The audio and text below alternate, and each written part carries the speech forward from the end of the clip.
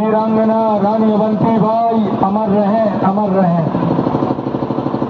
आज 16 अगस्त के दिन हमारे पथरिया नगर में आयोजित वीरांगना रानी अवंतीबाई जन्म जयंती के अवसर पर हमारे बीच में उपस्थित हमारे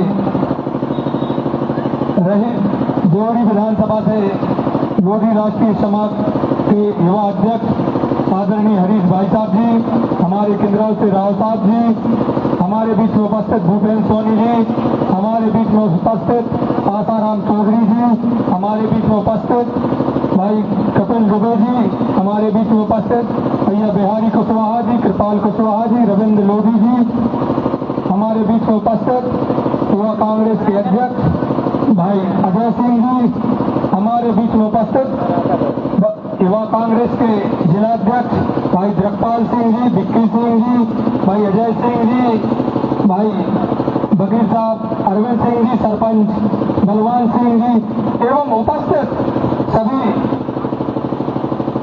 स्वजातीय बंधु एवं सर्वधर्म समाज से उपस्थित हमारे भाइयों, हमारे अजय भाई कोनारी सरपंच एवं उपस्थित सभी भाइयों को मेरा प्रणाम, नमस्कार।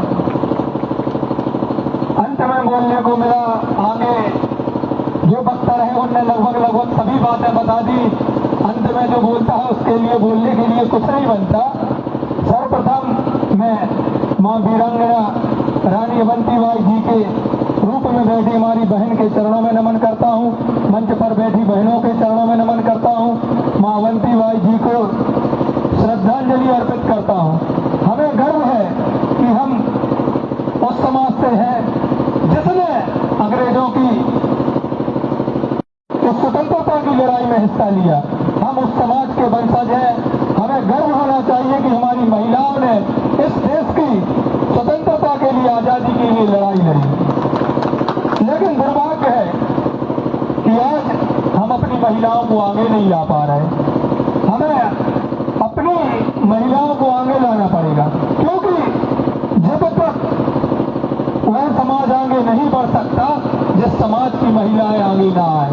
इसीलिए आगे हमें ध्यान रखना पड़ेगा कि हमारी महिलाएं, बेटियां आगे जो कार्यक्रम हो उनमें हमारे साथ कंधे से कंधा मिलाकर चले, तब जाकर निश्चित मानिए आपकी समाज आगे बढ़ेगी। हमारी वीरांगना रानी अवंतीबाई जी ने 1857 में अंग्रेजों के खिलाफ लड़ाई लड़ी। उसमें उन्होंने सभी समाजों, सभी धर्मों के लोगों को साथ लेकर आगे मोर्चा खोला। उनका यह उद्देश्य था कि यह देश आजाद हो, और इस आजादी का मकसद यही था कि जो हमारे देश में अत्याचार, क्रूरता बढ़ रही है उससे मुक्ति मिले। और उनका यही मकसद था कि आज जो हमारे देश में हमारे युवा साथी जो अत्याचार के खिलाफ आवाज नहीं उठा रहे, वह अत्याचार, क्रूरता के खिलाफ आवाज उठाए, क्योंकि अत्याचार को सहने वाला व्यक्ति एक न एक दिन अत्याचार का शिकार जरूर बनता है। अगर आप आज अत्याचार के खिलाफ आवाज नहीं उठाएंगे तो निश्चित मानिए एक न एक दिन आप अत्याचार के शिकार जरूर बन जाएंगे। इसीलिए आज आपके आसपास जो भी अत्याचार हो रहे हैं उनके खिलाफ आवाज उठाएं। और आज हम देखते हैं कि हमें आगे बढ़ना है तो निश्चित मानिए कुछ चीजों पर हमें सुधार करना पड़ेगा। आज हम देखते हैं कि हम शिक्षा के क्षेत्र में बहुत पीछे हैं, एकता के क्षेत्र में बहुत पीछे हैं, सामाजिक कुरीतियां, नशों के खिलाफ हम बहुत आगे हैं। इन चीजों में हमें सुधार करना है। इसके लिए हमें सुधार करना पड़ेगा, क्योंकि हमारे महापुरुषों ने इन्हीं चीजों को सुधारने के लिए ही लड़ाई लड़ी, इन्हीं चीजों के लिए अंग्रेजों से लड़ाई लड़ी। तो आप निश्चित मानिए आगे हमें शिक्षा को अपनाना पड़ेगा, क्योंकि हमारी समाज शिक्षा के में काफी पीछे है। हम आज भी देखते हैं कि हम अपनी बेटियों को काफी शिक्षा के मामले पर पीछे रखते हैं। देखते हैं कि हमारी बेटियां या हमारे गांव या क्षेत्र में जहां तक स्कूल है वहीं तक पढ़ाते, उसके आगे हम नहीं भेजते।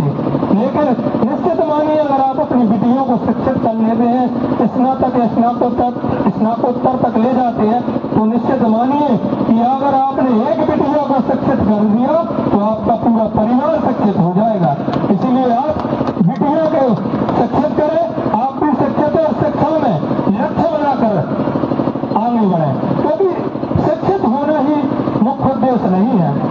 शिक्षा के लिए हमें तय करना पड़ेगा कि हमें क्या करना है। अगर आपको कलेक्टर बनना है, डॉक्टर बनना है या कुछ और बनना है, तो उस उद्देश्य के लिए IAS की पढ़ाई करनी पड़ेगी, तब जाकर आप IAS के लिए कलेक्टर बनेंगे या प्रशासनिक अधिकारी बनेंगे। आपके लिए डॉक्टर बनना है तो MBBS निकालना पड़ेगा, आपको इंजीनियर बनाना है तो IIT करना पड़ेगा, तब जाकर आप वह शिक्षा प्राप्त कर सकते हैं। आपको निश्चित ही लक्ष्य तय करना पड़ेगा, फिर उस लक्ष्य के लिए ईमानदारी से पढ़ाई करनी पड़ेगी, तब जाकर आप आगे बढ़ेंगे। शिक्षा से जरूरी नहीं कि हमें नौकरी मिले, हम जागरूक होंगे, हमारे बुद्धि का कौशल बढ़ेगा। निश्चित ही अगर आप शिक्षित होंगे तो आज आपके समय में कोई डूबेगा नहीं। इसीलिए शिक्षक का ये मकसद भी न मानिए कि हमें नौकरी पाना हमारा शिक्षा का उद्देश्य है। एकता लानी पड़ेगी। एकता जिस प्रकार रानी अवंतीबाई लोधी जी ने सभी धर्मों, सभी समाजों, सभी जाति को लेकर आगे बढ़ी थी, उसी प्रकार आपको आगे बढ़ने के लिए जाति पाति के बंधन से मुक्त होकर सभी समाजों के साथ मिलकर, सभी समाजों को साथ लेकर, चाहे वह कोई भी समाज हो, उसको साथ लेकर आगे बढ़े, तब जाकर हमारी समाज का, सभी समाजों का, इस देश का, इस राष्ट्र नीतियों पर सुधार करना पड़ेगा। आर्थिक नीतियों पर कैसे सुधार होगा? हम जिस क्षेत्र में कार्य कर रहे हैं, चाहे वह खेती हो, व्यवसाय हो या प्रशासनिक कार्य में कर रहे हैं, उसके लिए हमें आगे बढ़ना होगा, हमें अपने आर्थिक सुधार में आगे आना होगा। जैसे हम देखते हैं कि हमारे आसपास कई गरीब तबके हैं, तो उन्हें हमें मार्गदर्शित करना पड़ेगा कि हम आर्थिक स्थिति में कैसे आगे बढ़े। इसीलिए हमें आर्थिक सुधार भी करना पड़ेगा। और सामाजिक कुरीतियां और नशा, आजकल हम देखते हैं कि हमारी समाज में नशा बहुत ज्यादा है, तो हमें इस नशे से दूर होना पड़ेगा और सामाजिक कुरीतियों से दूर होना पड़ेगा, क्योंकि नशा और सामाजिक कुरीतियां जब तक दूर नहीं होंगी तब तक कुछ होने वाला नहीं है। जब तक ये 3-4 चीजें हैं, जब तक आप में नशा रहेगा तो 3-4 चीजों को पाने का कोई मकसद नहीं रहेगा। आप नशे से दूर हो और सामाजिक कुरीतियों से दूर हो। आजकल हम देखते हैं हमारी लोधी समाज में ओली की प्रथा चल रही है। ओली में जिसमें 250-300 लोग की संख्या में लोग जाते हैं, हम अनावश्यक खर्चा करते हैं। ये चीज बंद करनी पड़ेगी। पहले हम जाते थे, देखते थे ओलियों में हमारे 2-4 परिवार के कुछ लोग पंडित जी और सेन समाज से जो रहते थे वह जाते थे, लेकिन आज हम कॉम्पिटिशन करते हैं, 200 लोग, 200 गाड़ियां, 300 लोग जाते हैं। इसे बंद करना पड़ेगा। अनावश्यक खर्च खत्म करके अगर शिक्षा और व्यवसाय में इसी का हम उपयोग कर ले तो निश्चित माने कि हम बहुत तरक्की करेंगे। आप या ओली अनावश्यक एक चीज और देखते, 13वीं में अनावश्यक खर्च करते हैं। अगर हम देखते हैं कोई व्यक्ति अगर बीमारी में खत्म हो जाए तो हम अनावश्यक रूप से कर्ज लेकर एक तो 13वीं करते हैं, उसकी दवाई करते हैं, उसके बाद हम 13वीं करते हैं। जरूरी नहीं कि हम 13वीं धूमधाम से करें, हम 13वीं में हम ब्राह्मण भोज करा दें और छोटे रूप में अपने परिवार में ही 13वीं मना लें, तो निश्चित रूप पर वह कार्यक्रम समाप्त हो जाएगा। हम 13वीं को जरूरी नहीं कि बड़े रूप से मनाएं। अगर हमें इन कुप्रथाओं से दूर होकर शिक्षा की और व्यवसाय की ओर आगे बढ़ते हैं, तब जाकर हम निश्चित तौर पर आगे जाएंगे। और रानी अवंतीबाई ने निश्चित ही मानिए इन्हीं कुरीतियों के लिए, इन्हीं चीजों के लिए अपने प्राणों की आहुति दी। आप अगर रानी अवंतीबाई लोधी जी को और सर्वधर्म के महापुरुष तो आप संकल्प लें कि इन 4-5 चीजों को अपनाएंगे, नशा और कुरीतियों से दूर रहेंगे, तब जाकर इस देश का भला होगा और आपका भला होगा।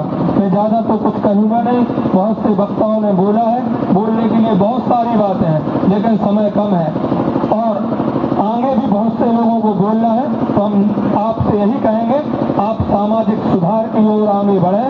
और मैं अंत में मां वीरांगना रानी अवंतीबाई जी को श्रद्धांजलि अर्पित करता हूं, उन्हें नमन करता हूं। आयोजकों को, भाई जगपाल को, भाई विक्की को, हमारे अजय भाई को, नरेंद्र को एवं पूरी आयोजक टीम को बहुत बहुत शुभकामनाएं। हमारे कपिल दुबे जी को भी बहुत बहुत बधाई कि आपने हम सभी को